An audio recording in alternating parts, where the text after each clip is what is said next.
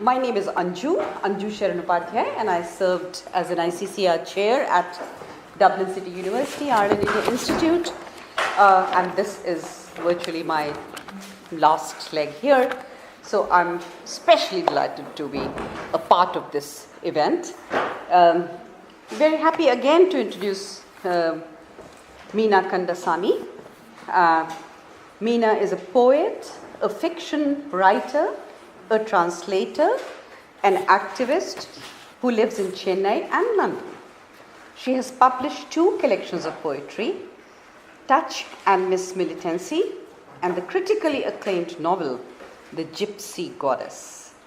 Her second novel, When I Hit You, or the portrait of the writer as a young wife, to be published from Atlantic, or has already been published by Atlantic Books Juggernaut, is published this May. So we are very much talking about present here. She was a fellow of the International Writing Program at the University of Iowa in 2009 and a British Council Charles Wallace India Trust Fellow at the University of Kent in 2011. She holds a PhD in sociolinguistics, and her academic interests include critical pedagogy and linguistic nationalism. Her work has appeared in 18 languages. Oh my God. Her other fellowships and residencies are equally impressive. Visiting Fellow, University of Newcastle, UK 2011, Writer in Residence, International Writers Workshop, Hong Kong Baptist University 2012, IAS Visiting Fellow, University of Warwick in 2015, Writer in Residence, Colloquium Berlin 2016. Honestly, if I hadn't met her, I would have thought this is a CV of a at least 60-year-old. So here we go. I will leave you with her, and we will all enjoy her presentation. Thank you.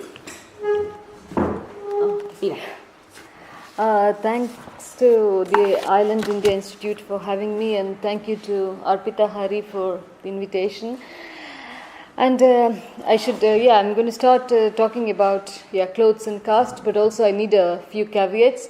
One of the things is that I'm a relapsed academic or recovering academic or whatever you call. So the academia is not primarily where I function. I function more as a novelist and a poet. And that means that as much as I read up on research or as much as I do my own research, I also write, I think, in a style that's fairly accessible to a larger number of people than I think strict academics would be. And so this, I have made a kind of art out of it because I was asked to write about a non-fiction historical book on the Kilvenmany massacre that took place in 1968. And I researched and I thought, no, this is going to be a novel. There's no way I'm going to say this story as a historical piece. So in the same way, I was asked to write about clothes and caste, and I kept researching, and then in the end, I ended up writing it as an essay for Vogue. So what I'm going to share with you is something that's been like my concerns, especially about caste and clothing. Of course, we open for questions at the end. I timed it last time. It came to around 20 minutes. I would possibly be exceeding that by a few more minutes. Our clothing claims lives even before it's made. 44 farmers kill themselves every day. Cotton farmers headline this list. This is how shiny, glitzy neoliberalism brings death. Farmers switch from food crops to cash crops in the dream of export-led growth. This is the story of Western India, a land where the skies bake the earth to yield the purest white clouds of cotton. This is the land that goes by the name of Suicide Belt. This is where Monsanto's genetically modified seeds, now used on 90% of India's cotton fields, became, in the words of that famous environmental activist Vandana Shiva, the infamous suicide seeds. This is the land of loan sharks, where the state eases itself into an afternoon siesta, where the rural banks have been shut down, where moneylenders convert wispy cotton into sturdy nooses as they watch debt-ridden farmers hang themselves. This is the land of young widows left to look after the little children, women who work for less than $2 a day, kids who drop out when school becomes an unaffordable luxury. These are the fields that lay themselves bare to drought, to hailstones, to calamity. Crop failure is the unbound victim of climate change. I write in an exceedingly fragmented style, so I expect you to make the connections. When I think of cotton plantations, it conjures up the reek of sweat and whiplashes, the soul-crushing images of slavery and indenture. It is not the history alone that holds us prisoner. I learn of how cotton subsidies in the West and Monsanto seeds ate up the fields and the farmers in the African nations of Burkina Faso, Benin, Mali, and Chad. I tell myself to not wander away, to not go global, to stick to home territory, to only tell the story of India.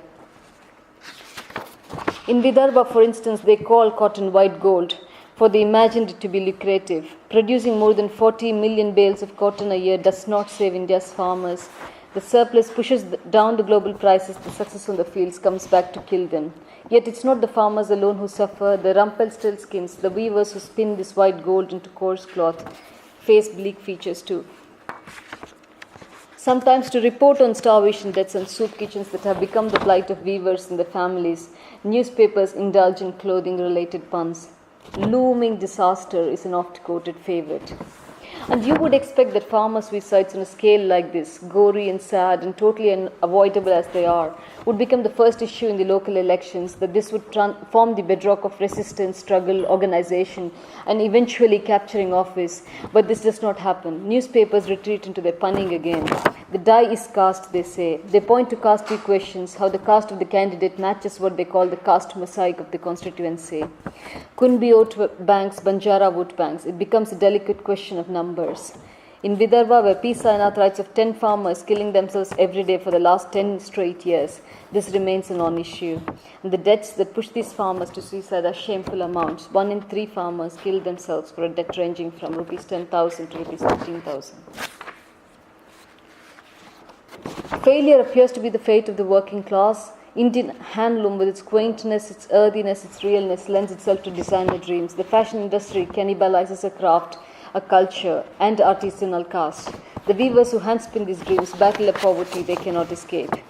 As an aside, like the farmers of cash crops who kill themselves, the weavers who are left impoverished, for whom the soup kitchen becomes the source of survival, belong to a number of caste groups that is widely classified under Shudra. Or I think in Indian parlance it would be the OBC caste. Perhaps of some relevance here is what the Manusmriti says. Their dress shall be the garments of the dead. Here we have the world where the worker cannot enjoy the fruit of his labor, where he cannot partake of what he produces. Propaganda is central to everything, so allow me to corrupt your clean minds with some words from the poverty philosophy.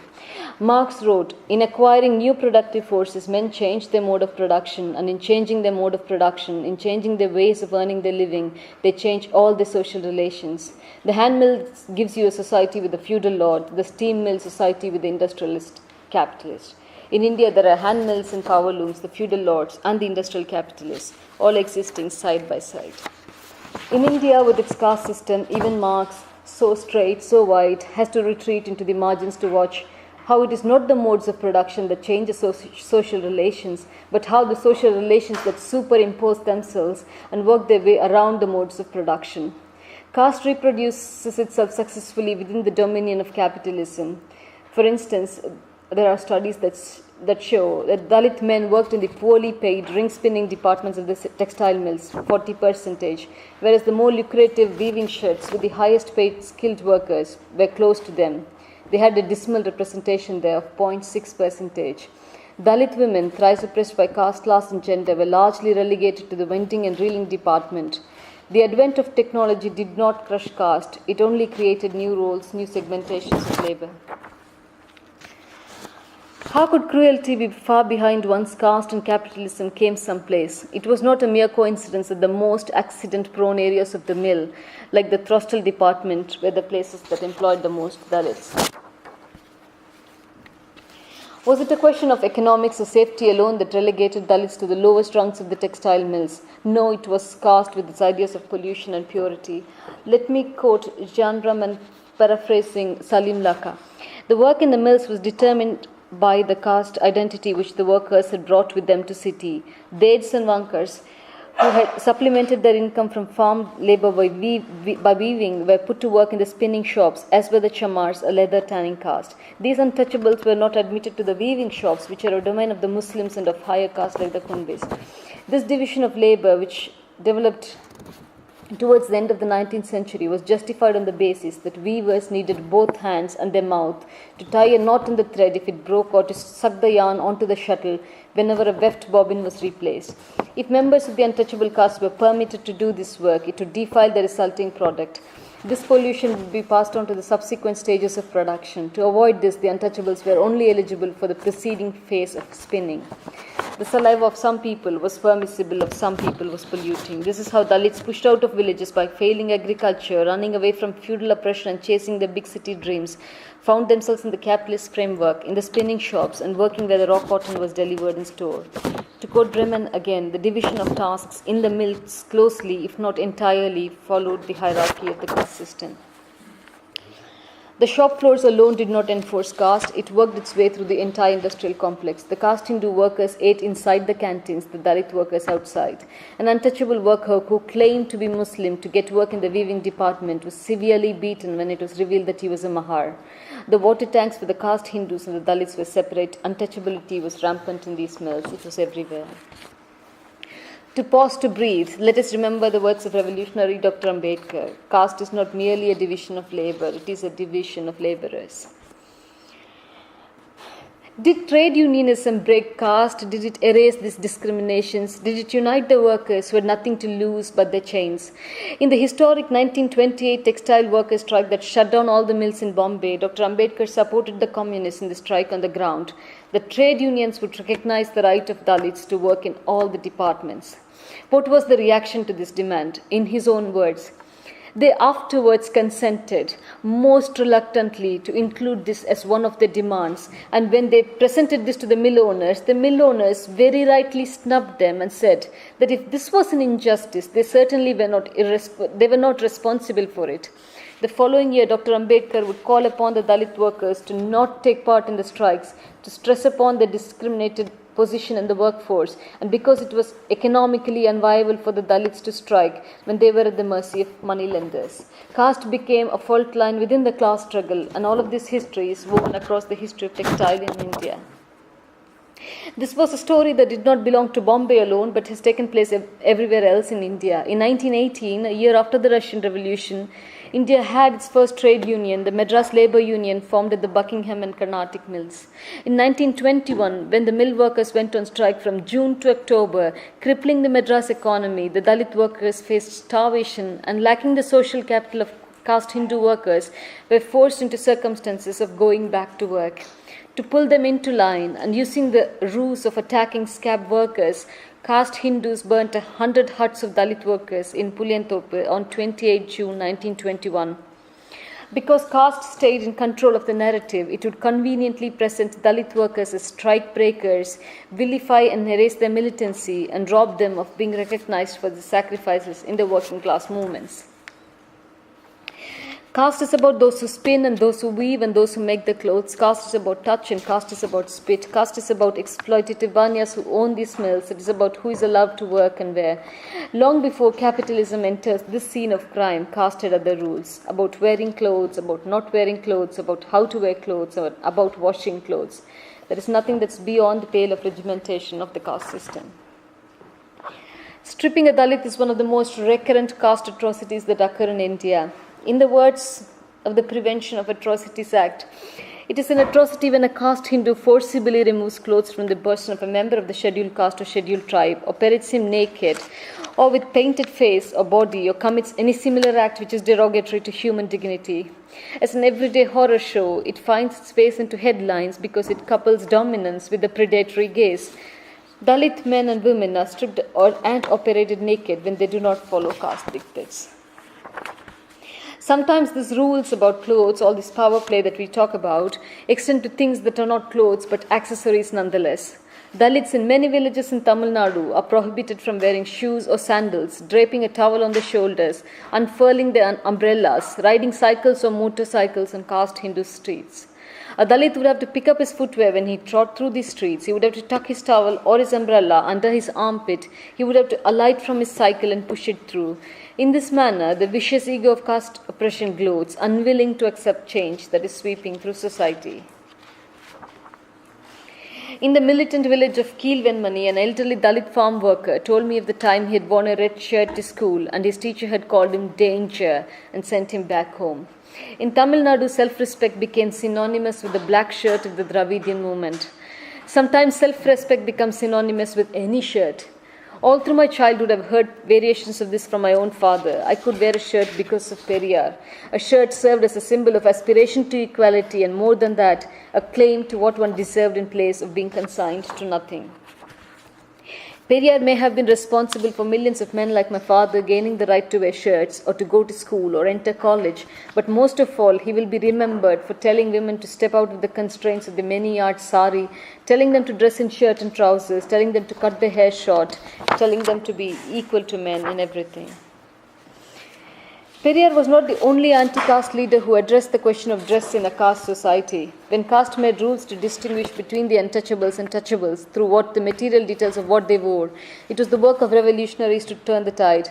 Dr. Ambedkar, addressing Dalit women in the Mahad conference in 1928, said, "Untouchables do not have the stamp of their untouchable status on their foreheads, but untouchables can be immediately identified due to the ways of living which I think have been forced upon us. Hence you should abandon all markers that will identify you as untouchable. Your style of draping saris is one such marker. You should destroy this evidence. You should make it a habit to drape saris like high caste women. Similarly, the many necklaces and silver and tin bangles up to your elbow are also a mark of identification. Change your sari draping style before you go home." And they did. Shailaja Paik writes, immediately after his Mahad speech, helped by the radical upper caste women Lakshmibai Tipnis and Indrabai Chitre from the Chandrasenia Kayastha Prabhu community, women readily draped the saris like upper caste women, covering their legs down to their ankles. Under an oppressive system that demarcated who should wear what, dress lends itself to rebellion and to camouflage. Dr. Ambedkar would touch upon clothes again, exhorting Dalit women to wear white saris on 14 October 1956, the day on which he and close to 500,000 followers embraced Buddhism, refusing to die as untouchables under a horrendous caste system. Not always did men or male reformers have to lead the struggle against caste in the manner of clothing. In a society where stripping Dalits of their clothes is a form of punishment, dress becomes a form of resistance. In the 19th century, Nadar or Shanar women of the caste of toddy tappers, prohibited from wearing jackets to cover their upper bodies in the style of upper caste women, led a successful revolt against the Travancore kingdom. That phenomenal struggle involved the church, conversions, and colonial authority. Another exemplary incident of individual rebellion is the story of Nangeli, who refused to pay the mulakaram, a tax the Dalit women had to pay to the Travancore government for covering their breasts. When the tax collectors came knocking at her door, she chopped her breast and offered it on a plantain leaf, dying shortly thereafter. It is in these snippets of our history that we realize how bloody and how brutal the caste system remains, and how clothes, neutral, beautiful, innocent, have been at the center of so much control. And even though I extend examples from history, this is a story of the here and now and of today. And this comes from the incident in 2012, where 300 homes of Dalits in 3 villages in Dharmapuri district were burned down to express indignation over the intercaste marriage of a Dalit man, Ilavarasan, and a 1-year woman, Divya. The leader of Patali Makkal Katchi, a 1-year party or oppressive caste party, renowned for its history of anti-Dalit violence, said, "Dalit boys are wearing jeans, t-shirts and sunglasses and taking our girls away." So what is widely an aspiration of style became the reason for a caste-based demonization and witch hunt. And so this is part of an ongoing work on trying to understand the ways in which caste and clothing is intersecting. So that is the end of my speech or essay or whatever. So I think we can have questions or a discussion, or whatever that is. Yeah. Thank you very much.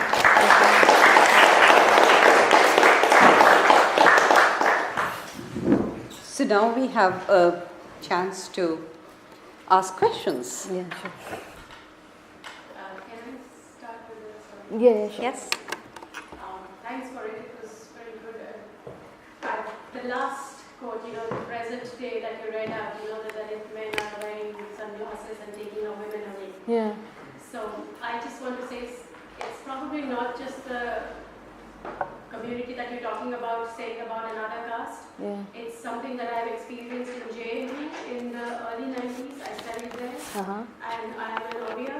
I was going around with a Bengali guy, so we were seen together everywhere. In fact, the Odia community guys eventually went to, who's my husband now, and threatened him that you are taking away our girls. It became quite, it's clannish, or what would you call it? She's from our state. You don't know, she's a little Odia girl, which I was not. I studied in Lady Sharam College. So, and they're owning up, she's our woman, you cannot go around with her. Even if you go around, do not, that word badnaam, you do not ruin her reputation and all. Whereas the woman is not saying don't ruin my reputation, please ruin it, or do whatever you want to. This is the man I want to go around with. So somehow they took responsibility for my safety and all, which I had no clue of, and went and threatened him. So it's no, I understand. Place like JNU at that time. Yeah, it was common. That's Neeta Mishra from the University of Yeah, Cork. we just introduced. I think the other common thing is also this love jihad that people talk about, where they're like, but Muslim men are wearing sunglasses, wearing jeans, very stylish, and trying to take away Hindu women to then breed more Muslims. So the typical hate speech. And I think in a sense the question of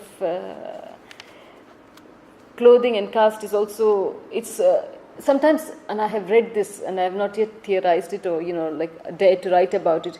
I've found far left magazines writing about the clothes the Dalit leaders wear, saying that she wears a 3,000 rupee sports shoe. Do you think these people are really interested in working for Dalit liberation? Or Mayawati dresses like this, and is she really interested in Dalit liberation? And I think that becomes like a very snarky, at the heart of it there is a lot of caste, but the way it is constructed, it becomes like, but these are communists who are criticizing this person's choice in clothing, like why is this person wearing branded footwear, or I think at the heart of it is this very poisonous system of one, ownership of women, but also this whole critique of how can a lower caste person dress like one of us.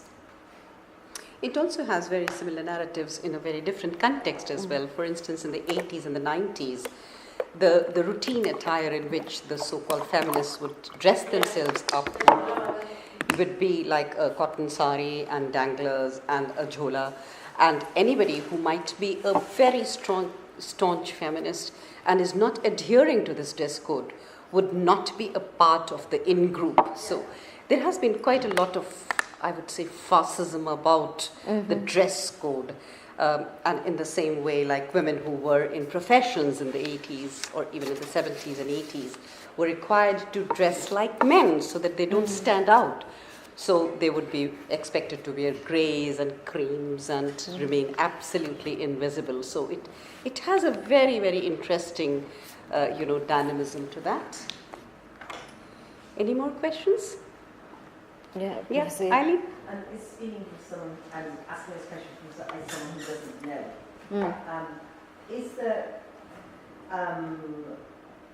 Is there different styles of dressing within different communities? So I'm often intrigued, being non-Indian, the way people can identify caste and where people come from and everything from their surnames, and I'm going, wow, how do you do that? So what I'm asking is there a visibility to caste that you would see it on the street if you didn't previously know that? No, I think that some of the backlash is because of camouflage and the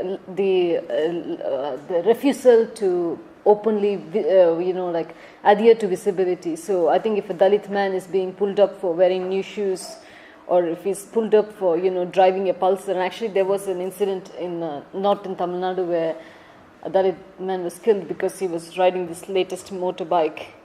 Because, in an urban context, you wouldn't know what his caste was, and therefore, this would be seen as something that he steps out of his traditional, having to be because I don't think it's just a matter, for one, yes, I think that all of these diktats about how to dress are in place basically to ensure visibility. So the Brahmin wearing a tuft is to ensure visibility, the Brahmin sacred thread is to ensure visibility, you know. So I think that and I also think that the marking especially of caste in terms of clothes is not something done only on the bodies of the oppressed caste, it's something that's done on the bodies of everybody, including the upper caste, to signal their upper casteness. And That's what I'm asking. I'm sure there is. Yes, there is. And I don't think it's not even very uniform, because, for instance, Brahmin women are supposed to wear the 9-yard sari as opposed to the 6-yard sari. But at the same time, Brahmin widows are among the most visibly oppressed women you could ever find, because widows of the lower caste just dress like everybody else, whereas Brahmin widows, especially the orthodox Brahmin widows, are in the south, or at least where I am in Tamil Nadu, you know, are forced to wear clothes that are like very dull saffron, and just forced to shave their heads and things like this. So I think there is a visibility that, and any effort at trying to resist it is always, you know, met with a kind of aggression, because that means you're disrespecting caste. So yeah. So I was just thinking about the overlap between caste and class, and the whole idea of mobility which some castes seem to maybe momentarily derive by dressing well or eating better. And right now I was also thinking about how Ambedkar, for instance, used to dress, or even for that matter, how Martin Luther King in the US used to dress, and the relationship between visibility and social mobility in terms of dressing, especially, I mean, my specific question in this context would be, do you think that by dressing better or by adopting certain visible habits or visible quotidian manners of upper class guarantees any mobility to lower caste? I mean, the degree or your comments on. I mean, I know it doesn't really, but just largely. No, I think one of the things is that to assume that I generally tend to see that when we understand the question of caste, we are always thinking that somebody is mimicking somebody, but it need not essentially or always or even be the case at all, because, for instance, if you look at the Tamil Nadu political landscape, if you were a Tamil nationalist or a Tamil politician, you had to dress in a certain way, which was to wear a dhoti. Like if you're a man and a politician, you had to wear this, like white dhoti, or what do you call Veshti in Tamil, but yeah, dhoti in the broader sense. And I think it was the Dalit politicians who started redefining that. Like, so you had two young Dalit politicians, Pudhiya Tamilagam's Krishnaswamy or BCK's Thiruma, who were always dressing in pants and shirts. And the thing was, and they were more Tamil nationalists than anybody else. So the question of, you have to dress in a Tamil way to be a Tamil nationalist, they just broke that, the way these two things were conflated. So I don't always assume that, Dalits are trying to mimic anybody, because if they were trying to mimic anybody, they would be dressing in dhotis to look like the others. But on the contrary, all of them were, I think a part of this, the entire Dalit leadership also dressing in the way in which they were dressing was because they were not coming into politics through the traditional routes. They were, law students, they were, like social workers, and they were educated, so they were just bringing the clothes of the university into the public domain of politics. And I think, so I don't think I would just think that it's only aspirational or it's only imitation to gain a class status. Sometimes I think they just subvert it as well. There's been so much into Dalit masculinity that there's a complete displacement of Dalit women and her body as a site of subversion. So where do you place Dalit women in general within your?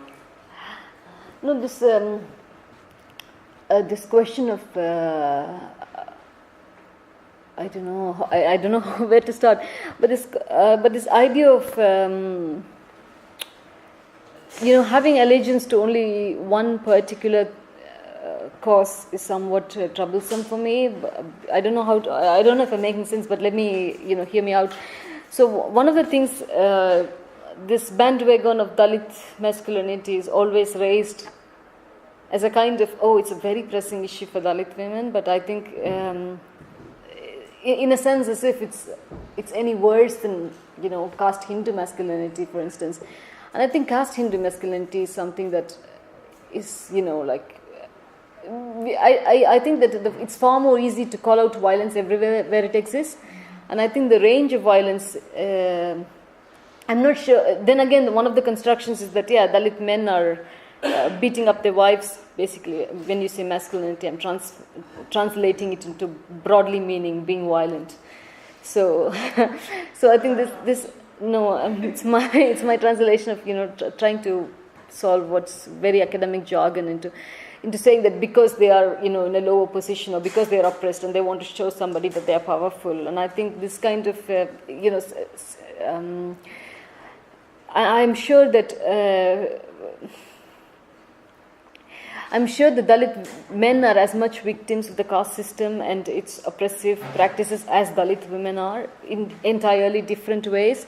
And I also think that one of the problems with some of our academic construction is that, or possibly a field work or research, I don't know where the problem begins, is our understanding that what happens to Dalit women does not concern Dalit men, in the sense that, Dalit women are victims of rape, but often, and from what I have encountered on the field, is that what happens to your daughters, what happens to your wives, what happens to your mothers, your sisters, your friends, your neighbors, it is a shame that's inflicted even on you, and therefore I think it's seen as a community insult or seen as something that we suffer as opposed to just the woman suffers. And this is also where I think this question of, for instance, I'm from Tamil Nadu, where prohibition is very popular, especially women and poor people and people in the villages demanding for not selling alcohol is hugely popular, and one of the reasons is because they think that it puts an end to domestic violence. So where do you take a call on that? Do you say that you're a liberal? Yeah, I drink, so what's wrong with drinking? Or do you take a call on saying that it's women leading this campaign? It's a feminist issue to say that men are not alcoholic and men don't beat up their husbands. So I think it's not easy to unpack, and I don't think that. I don't think. I'm saying I don't think so often that it sounds like I don't think at all. But no, this question of I would not, at least within my own writing or practice, try to say that there is any kind of understanding or any effort or anything where the man want to assert himself just in order to make up for what he loses within the caste hierarchy. And this question of masculinity is very, very, very vexed question, because I think no matter what barriers people break, this is something that remains with them. For instance, my second novel deals with, it's based on my own experience, so it deals with a woman who's married to a Maoist guerrilla who actually beats her. And the question is that you can be Maoist, you can be a revolutionary, you can be underground, you can fight any power, any structure, you can be good and tick all the boxes, you can be very, very revolutionary. At the same time, you can be oppressive towards your wife. And you can actually, and the thing is, one of the interesting things is, and this is why I think women should do more theory, women should do more feminism should claim every available theory, because otherwise these theories can be twisted to be anti-women. Because one of the things that is central here is but you wear lipstick because you're a petty bourgeois woman who is trying to trade her sexuality. So, you just start borrowing very communist philosophies to make, to put a woman in her place. So it can be, somebody can quote the Bible and put a woman in her place, somebody can quote the Quran and put a woman in her place, somebody can quote the Communist Manifesto and put a woman in her place. So I think what is happening here is, it's not about Dalit masculinity, caste Hindu masculinity, one-year masculinity.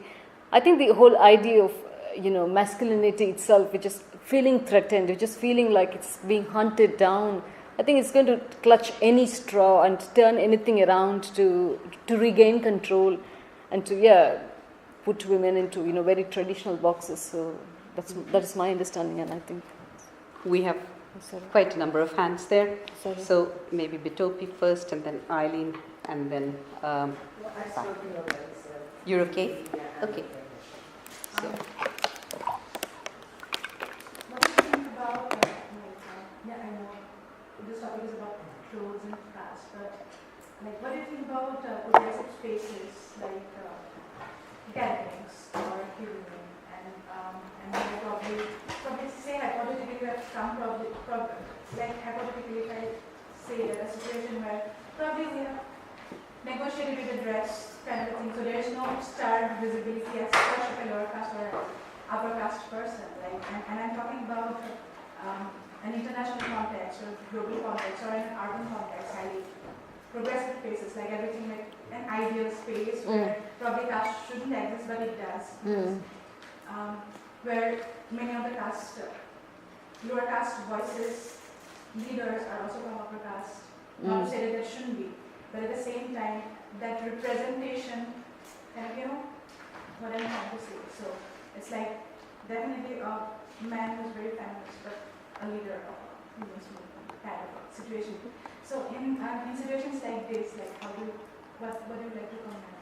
Like how caste operates in such a case in progressive, say probably a hypothetical post-caste situation, as you probably would like to argue. I'm not sure I completely understood your question, so that I think what you're saying is that even as, if I'm understanding you right, because forgive me, I think that you're trying to say that even in very neutral places, so-called neutral places, caste operates. Caste operates. Urban, academic, activist spaces. Obviously, it is at the heart of it, and I think we have many narratives of, for instance, even within the very progressive far left, you have first-hand reports of Dalits who were part of the militant movements like the Maoist or the Naxalite, who would attest to how they were discriminated against. So all that reading, all that revolution, all that gun-toting, what does it lead you to? And I'm not saying they are the only ones who follow caste, you know what I mean? Like, it's everywhere, but even in the most so-called neutral zones, it is there. And I think it's the same with that, just as women have to claim every terrain for themselves in order to shut out masculinity and, patriarchy from claiming it, I think it's the same with caste. And that's one of the reasons why I'm always like, even even as much as I criticize the communist movement, I would say that Dalits have to lead the left struggle to overthrow capitalism, because... And probably particularly it becomes difficult because many of these spaces have the politically correct language and the sensitivity of caste that is picked out in public forums and become the ideal presentation of the movement, but actually operates in really such subtleties that it's really difficult to kind of build a discourse around it and see how it really operates. And probably I think that is also very important in the sense that because when you talk about representation of lower castes or class categories, like probably in an international setting or a global setting, it really becomes difficult in the sense because that perspective has not come out. So when you talk about caste in a global setting, for audiences who have not been, like Alan said, who have not really known caste as such as a lived experience, it kind of is difficult. So I think probably some more thought. Yeah, we are talking about like clothes. So recently this Beam Army gathered at Jantar Mantar. So they were wearing that Nehru Topi and blue color clothes. So what's the significance or what is symbolism of the blue color for the activism? Yeah, but that's the same thing with Rohit's suicide as well, that he used a blue flag to commit suicide. And I think Dalits, I think it comes from Ambedkar's original flag for the Republican Party, isn't it? That was blue in color. And so there is I only written about caste, but actually the question of color is also a huge question, again, in terms of, how blue has come, and especially in student protests across India. For instance, in HCU, it was like, every time there was a Lal Salam, there was a Neel Salam, and the need to, put to forefront blue as well as a color was very important.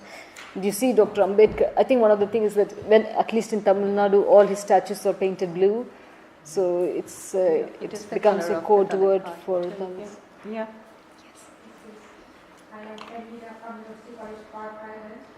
So I was just wondering, after getting all the ideas from people, of course, it's talking about the casteism in India. It's a topic which pays you well, which a lot of actually talking, a lot of talks, and people there, especially in West, kind of very heart-touching things.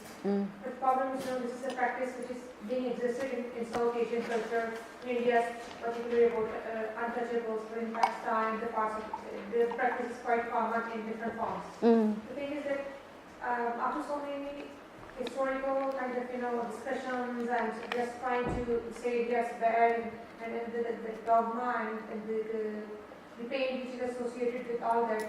So there are no measures, just to tackle how to dismantle this social construct. So, according to your findings, did you find is there kind of slight change, or there's a kind of positive attitudes or perception which are trying to negate that system and bringing another change? Yeah. No, I think that to say that, what is the point of all the theorizing? What is the point of all the conferencing? What is the point of all the seminaring? Does it end up anywhere? I think or is there any change at all? So one of the, if you look at the news, if you look at all the violence that's unleashed, if you look at what's happened, why there's a huge backlash to, the government spending all its time and money trying to say that Rohit Vemula, for instance, is not a Dalit, or the efforts that they have taken to suppress Dalit students on campuses, or just the way in which the police is called in any times into any Hyderabad university campus. I think all of this, which shows the state missionaries' reaction, or caste Hindu reaction, itself shows that they are really frightened of Dalits empowerment, or Dalits just saying that they're equal. So I'm not even saying about Dalits asserting themselves, or Dalits having to break the system. Just the fact that the knee-jerk reactions that you see from the surrounding state systems of. Or I think that itself is one of the ways in which you can, for instance, in Dharmapuri, because that was the last thing I spoke about, and which is also close to the question of Beam Army that he referred just now, is that in Dharmapuri, all the Dalits, hut was broken, so they were fighting and all of this. So the young Dalit men whose certificates had been burnt so that they couldn't get any jobs or go to university or claim scholarship. So all of them were hounded by the police, even though they were victims. And then some of them tried to organize themselves into some kind of cultural front, or some cultural group. And the police came back and filed even more cases on them, saying that they were training on the Marina Beach to become Naxalites. So they received arms training on the Marina Beach. Now, if somebody knows how Chennai looks like, or Madras looks like, and Marina Beach is this largest stretch of beach ever, and who in the hell would have an Naxalite training on a beach? But this was the kind of FIR that the police framed. And I think why I'm trying to say that is the way immediately the first act of Dalits tried to get together, or trying to make their voice heard, or trying to fight a system, that they immediately labeled anti-national, terrorist, threat to security. And I think each of these should show how potent the change that is, because I would not be a pessimist and say, no, there is no change, because I think there is change. And I also think that, some of the biggest battles now are actually fought in university campuses. So I wouldn't think, but these are just very small fractional things, because in 20 years, entire different generation comes, and they can claim access to so many things. So, and I think these kind of what is happening in the educational campuses of tomorrow is what is going to be happening in public spaces in 10 years' time, because the people who are fighting within campuses tomorrow are going to be the leaders. Once they're out of university, then what? They're going to organize. They were organizing students. They're going to organize the people.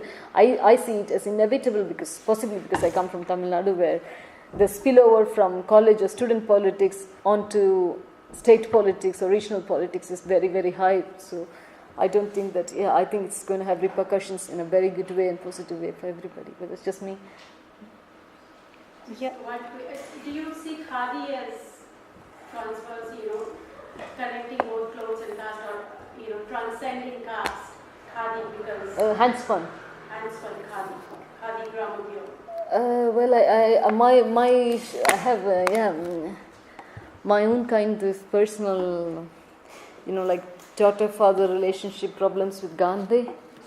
So, and especially I think Gandhi could afford to not wear as many clothes as he decided not to wear, precisely because of what he was. He was not an Ambedkar. He was not a Dalit. He did not have to show himself as educated. He did not have to show himself as erudite. He did not have to, because he just privilege came to him in that way. And I think for me the question of this of khadi or handspun is also on one hand, and this is something I refer very tangentially, is how it's appropriated, for instance, in the runway in Paris, so Paris Fashion Week, or the New York Fashion Week, or whatever it is so overpriced. And on the other hand, in Tamil Nadu, I think in 5 years or 6 years ago, we had like the state opening up soup kitchens for handloom weavers. So, and they had created so many saris which were sold for something of the equivalent of 20 rupees in PDS or public distribution shops.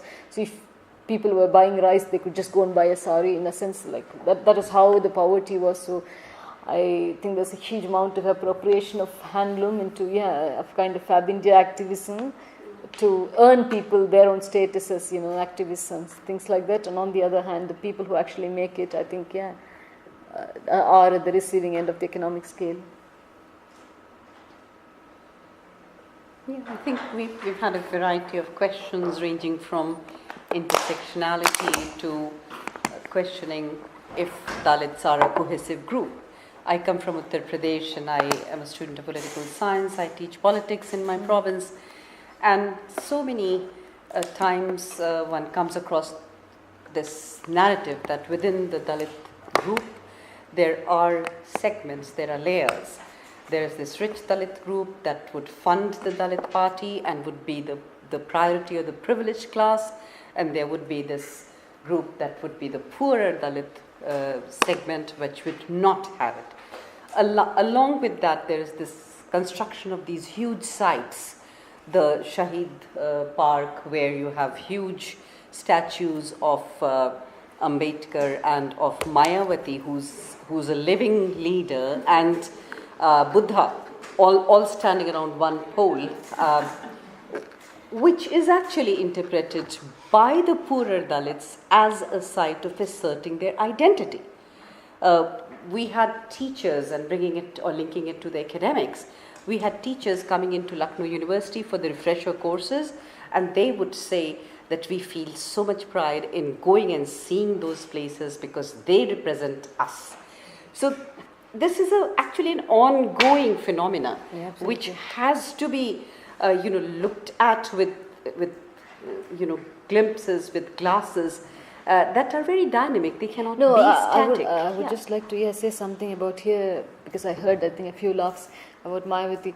I think when Dalits claim, as much as, I'm talking about clothes and limiting myself to clothes, but, even Dalit aspirations to the smallest of public spaces has been met with so much of violence and bloodshed. So I don't think, Mayawati statue, like, I would put a Mayawati, Ambedkar, Buddha statue at every turning if I had, law in my hands, just to, show people their place and tell them that caste is, a fucked up system. But the thing is that the number of cadres, for instance, of Dalit parties who have died because they've tried to put a flagstaff in which the party's flag can fly, it's enormous. And in fact, like if because I traveled extensively through rural Tamil Nadu, you find that there's so many Dalits, like, who, just because they put a flagstaff to put the blue flag, and in fact, the flags also are red in color in Tamil Nadu, so it's blue and red flags. But just the number of people who died, the number of men who died because they wanted to paint a public wall with the Dalit party's flag or, the name of a Dalit leader. So then there are murders because how do you access the space? And even if you see the flag stuff, there's this whole caste, fight going on. So if the Dalit puts a staff like this, then, and somebody else's flag staff is this tall, so this guy is going to remove the other caste Hindu party is going to remove the flag staff and put something that's taller than the Dalit's flag staff. So, there's so much of politics just going on around one flag staff at, the entrance to one village.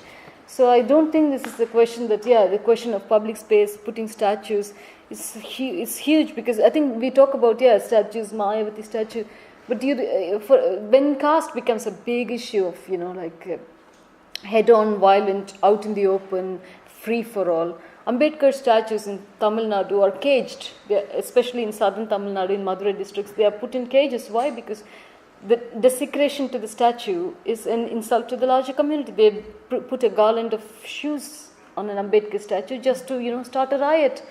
And they themselves would put a garland of shoes on a caste Hindu leader statue so that they are licensed to go and burn down the homes of Dalits.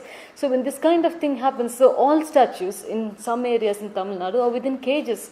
So I think the question of a statue, or it's not. I don't think it's a question of as people see, pomp, or a question of grandiosity. I think it's just laying claim to public space, which Dalit people have been denied. That would be my reading. Yeah. So thank you. As I mentioned, there are so many narratives about the Dalits, and India is a huge, huge country. What could be true and relevant of Tamil Nadu might not be very, very relevant for other parts of the country. Not to say that the Dalit assertion has been complete, or their dignity has been restored, or they have come to play a center stage role, but simply to indicate that change is on the way. In Uttar Pradesh, for instance, if there is an act of violence against a Dalit, it has to be taken up as a top priority. Once again, not that violence does not happen against Dalits, it happens routinely. But it's just that the state is intervening, is getting it on their priority list, is some relief for a situation which has been there since ages. So I think on this optimistic note, we all appreciate Meena's presentation and look forward to her forthcoming book. And once again, thanks to her, and thank you all for this wonderful keynote session. Thank you.